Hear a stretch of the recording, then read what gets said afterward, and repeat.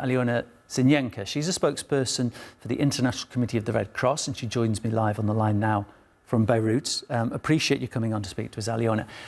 There are so many reports about what the situation is like in Syria, and they're all bad. I'll just quote a recent EU report which said the country's suffering mass displacement, widespread food insecurity, crumbling infrastructure, economic decline, preventable diseases. And it estimates 60 million people need assistance. Would you say that is an accurate assessment, because it's a pretty catastrophic one? Well, indeed, the numbers that we are hearing sound pretty catastrophic, and we should not forget the stark and dire reality of every single person and every single family behind these numbers. It is clear that many people may want to go back to their homes as soon as possible, but it's also we need to think about what people have to return to, because there's been a lot of destruction, and the infrastructure, the essential infrastructure like water and electricity, has been functioning at about 50% of capacity in the past years. And like as we see people returning, the consumption is going to increase, putting more pressure on these essential services. So indeed, the humanitarian situation in Syria has been incredibly difficult in the past years, and I'm afraid that we are looking at a very difficult situation as we look forward. The World Food Programme has just reported food prices in markets in Syria are rising sharply. Now, this is a problem because even if there is enough food, there's then the issue of can people afford to buy it? I mean, how do you deal with a situation like this?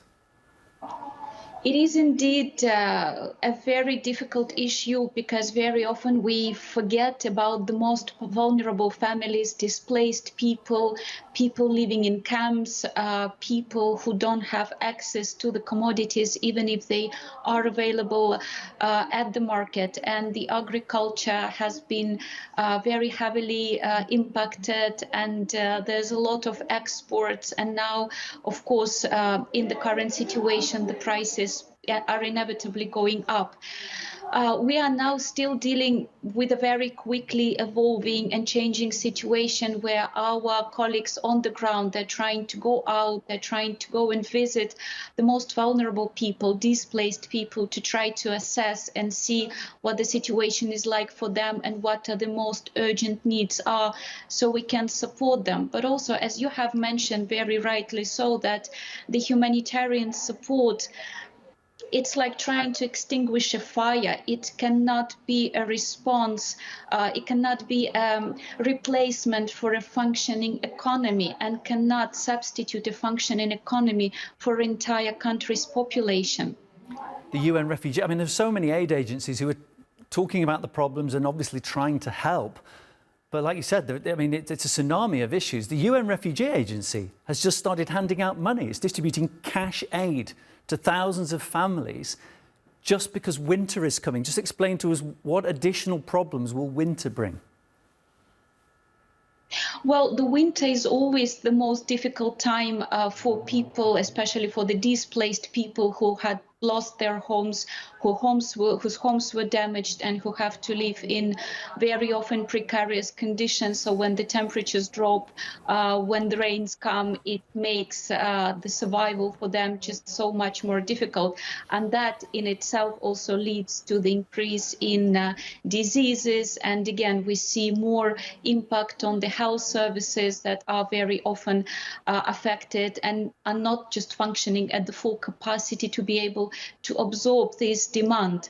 And again, there are many agencies, but the funds are not limited, are not unlimited. And as we see over and over again, what we often see around the world is this growing donor fatigue, especially with protracted crisis, and especially when a crisis slips from the media headlines. But the humanitarian consequences, they remain, and they remain very often for years, if not decades afterwards. That's something I wanted to ask you about. When you see that there are several crises going on at the same time, and we see, for example, in Gaza, not enough humanitarian aid is getting in. There is a struggle to meet the demand. In terms of the funding that organisations like the International Committee of the Red Cross get, are you getting enough funding? How are you seeing your levels of funding go up or down in these times of international trouble? Well, obviously, when there is a major crisis breaks out and when there's a lot of media coverage and it makes international headlines, that helps to get more humanitarian funding. And for crises that are very high on the agenda, on the political agenda, and get a lot of media coverage, usually it's much easier for us to fundraise for this situation. But we should not forget that we only see on the news a small fraction of the world crises that are happening in the world today. And very often when the conflict subsides, when the guns go silent, but we still see years and years of terrible humanitarian consequences where people are trying to go back to their homes, but their homes are destroyed, where infrastructure has been decimated, where there are many people who are wounded, who find themselves with terrible disabilities, and they need economic support.